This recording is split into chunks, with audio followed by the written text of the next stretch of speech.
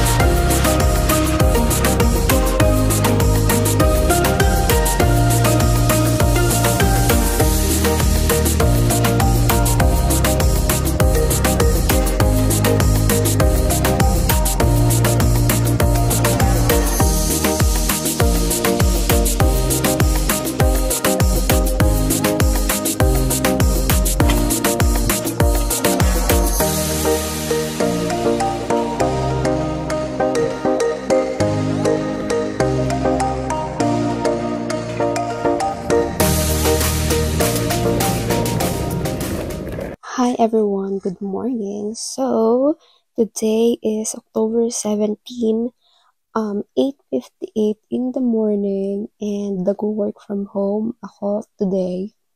So, work from home na kami hanggang matapos yung renovation dun sa work. Kasi wala na kaming space dun sa baba, dun sa bagong renovate na area. Kaya, work from home kami ngayon. And then, dun naman sa isang office namin is, ando dun naman yung mga accounting. So, talagang wala kaming area. So, kami mga sales coordinators, work from home kami ngayon. Hanggang, yun nga, matapos yung renovation. So, yesterday, pumunta ako sa work kasi nga wala akong internet and dinala ko dito yung upuan ko na to. Yung very comfy na upuan ko sa work at hindi ko akalain na sobrang bigat niya, as in talagang heavy metal, ganun. Binuhat ko siya from second floor sa office hanggang makababa, tapos hinila ko siya hanggang sa sasakyan. Butit nilungan ako nung isang kawork ko na buhatin siya papasok na sasakyan kasi apakabigat talaga. Hindi ko talaga akalain na sobrang bigat niya, as in legit.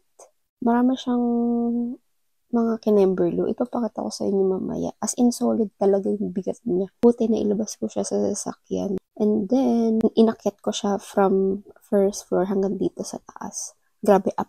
Ay, naku. Sabi ko, ano ba naman itong mga pinagagawa ko sa buhay? Pero, worth it naman kasi right now, very comfy na yung ano ko habang nag-work from home. So, yun, hindi ko na na-update kayo kahapon. Nilinis ko to. Tinanggalan ko ng mga alikabok, ng mga himol-mol, ganyan. And then, by Saturday, i-vacuum ko siya pag nag-vacuum ako ng kwarto. So, lahat ng gamit ko sa office is nandito sa bahay right now.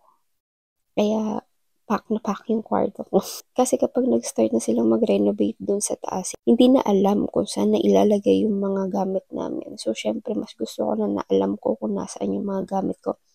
Rather than hahanapin ko kapag balik namin sa office. Diba? Ganun kasi ako. Hindi ako mapakali kapag yung hindi ko alam kung nasaan yung mga gamit ko. Hindi kasi ako maburarang tao. Kailangan lahat ng gamit ko nakaayos. Alam ko kung nasaan. Well, sobrang dami kong gamit dito sa kwarto. Minsan hindi ko na rin alam kung nasan yung iba. But what I mean is, nakakip sila. Ganon. So, kalma na ako. Lahat ng gamit ko sa office nandito na sa bahay. Pero yung mouse na gamit ko, nakaka-snigda. Kasi nung nag-start siya mag-work from home last week, hindi niya nakuha yung mouse na ginagamit niya kasi ginagamit pa ni Ashley. So, ayun, Kasi hindi nila magamit yung keyboard ko sa office, guys. Kasi ergonomic keyboard siya. Kaya yung mouse na lang yung nakuha nila. Pero babalik din sa akin ni Stig na yung pagbalik namin ng office. Kasi maganda rin yun sa kamay. So, ayan guys. By this time, hindi ko na alam kung ano yung mga chinichika ko kasi hindi ko alam na wala na palang audio. So, ito nga pala yung ginagamit ko guys sa mata ko. Yung Refresh Tears. Recommended to ng eye doctor kasi sobrang dry ng mata ko. Gawa ng laging nakaharap sa computer. So, shake lang yan bago gamitin. So guys, kapag ang trabaho nyo is laging nakaharap sa computer at sinasakitan ka ng ulo sa bandang mata, it doesn't mean na malabo yung mata nyo. Minsan, sinasakatan lang kayo ng ulo kasi sobrang dry ng mata nyo kasi nakaka-dry talaga yung laging nakaharap sa computer. So, kailangan nyo lang siyang i-lubricate. Ito nga palang glasses ko guys, kung nakikita nyo para siyang may blue kasi anti-fatigue glasses siya, so para siyang may blue light, parang ganun ang atake niya, pero ito prescribe talaga to ng doctor. So from the word itself, pine-prevent niya yung fatigue na nanggagaling sa radiation ng computer, cellphone, tablet at kung ano-ano pang gadgets. Pagpasensyahan nyo na pala guys yung umuugong sa background ko kasi nakabukas yung humidifier ko. So ayun na nga, wala na akong machika. So hanggang dito na lang ang ating video guys. If you like it, just give it a thumbs up. Or if you're new to my channel, just click the subscribe button and the bell button beside it to be notified whenever I post a new video. So see you again guys on my next vlog. Have a great day ahead and bye. Peace out. God bless us all and mwah.